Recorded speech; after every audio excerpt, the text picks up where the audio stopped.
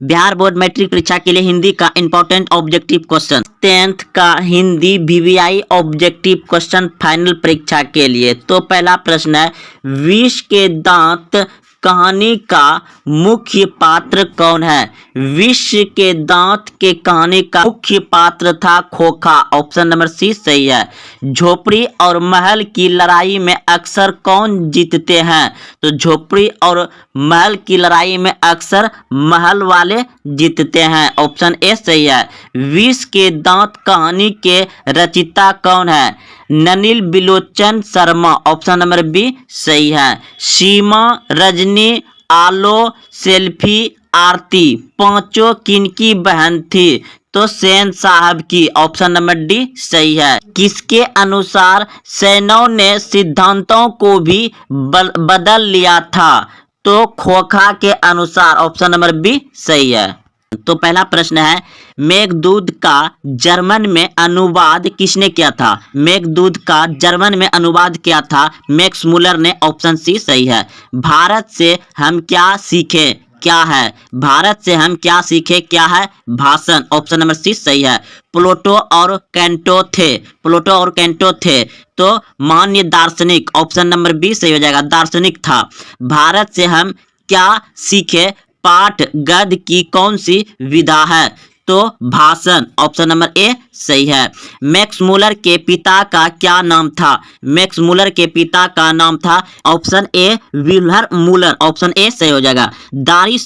दारिस नामक सोने के सिक्के से भरा घड़ा किससे मिला था? तो ब्राउन हेस्टिंग। ऑप्शन सी सही है। किसके अध्ययन क्षेत्र में भारत के कारण नवजीवन का संचार हो चुका? नीति कथा। ऑप्शन बी सही है। सभ्य समाज की आवश्यकता क्या है? सभ्य समाज की आवश्यकता है श्रम विभाजन। ऑप्शन नंबर ए सही है।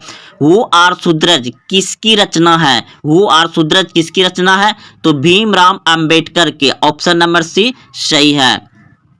भाईचारा का दूसरा नाम क्या है? भाईचारा का दूसरा नाम है लोकतंत्र। ऑप्शन नंबर बी सही है। श्रम विभाजन और जाति प्रथा के लेखक कौन है? श्रम विभाजन और जाति प्रथा का लेखक है Bhimrao Ambedkar. Option number A सही है। आदर्श समाज स्वतंत्रता, समानता, संप्रभुता पर आधारित होगा किसने कहा था? भीमराव अंबेडकर ने। ऑप्शन नंबर बी सही है। आधुनिक सभ्य समाज श्रम विभाजन को आवश्यक क्यों मानते हैं? तो इस प्रश्न का उत्तर हो जाएगा ऑप्शन नंबर ए बिल्कुल सही है। कार्यकुशलता के लिए। कार्यकुशलता के लिए। नाखून क्यों बहरते हैं हिंदी की कौन विधा है? नाखून क्यों बहरते हैं हिंदी की कौन विधा है? तो ललित निबंध है। ऑप्शन ए सही है, ललित निबंध। हम बार बार नाखून क्यों काटते हैं? हम बार बार नाखून क्यों काटते हैं? तो ऑप्शन नंबर बी बिल्कुल सही है, बारबारता समापन हेतु। लेखक के अनुसार मनुष्य के नाखून किसके जीवंत प्रतीक है? पांचवी वृत्त के।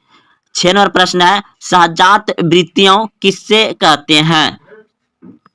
तो ऑप्शन बी बिल्कुल सही है, अनजान समवृत्तियों को। ललित निबंध है। ललित निबंध है तो 7 नंबर का ऑप्शन बी बिल्कुल सही है। नाखून क्यों बहरते हैं हजारी प्रसाद द्विवेदी द्वारा रचिता पाठ है। नाखून क्यों बहरते हैं? नाखून प्रतीक है पार्श्विक वृत्त। Option A.